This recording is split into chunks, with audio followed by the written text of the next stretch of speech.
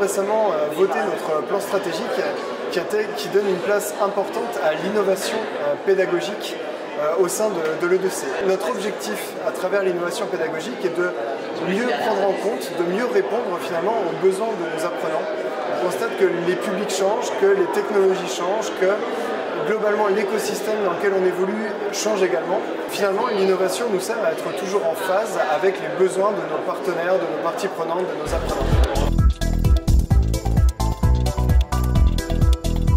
Il s'agit d'un apprentissage par le faire, concrètement, sur un référentiel donné qui est assez proche du CLEA, mais qui intègre en plus différents niveaux liés à la citoyenneté, liés à la pratique sportive, au bien-être.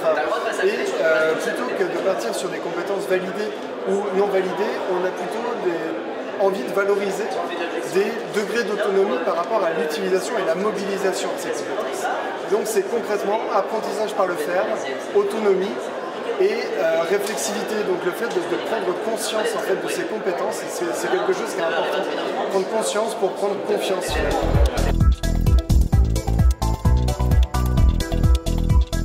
Numérique et inclusion feront bon ménage à partir du moment où on ne reposera pas uniquement sur le numérique pour faire de l'inclusion.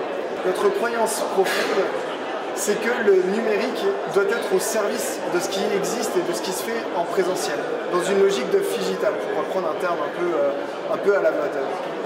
D'ailleurs, nous avons été soutenus dans le cadre de l'appel à projet Definium pour la mise en place d'un tiers-lieu digital qui devra servir tout à la fois à concentrer finalement les ressources pédagogiques numériques innovantes dont le projet Horizon, notre Serious Game, dont d'autres ressources digitales innovantes, mais qui va aussi permettre d'aller vers les publics les plus éloignés géographiquement des grands centres urbains.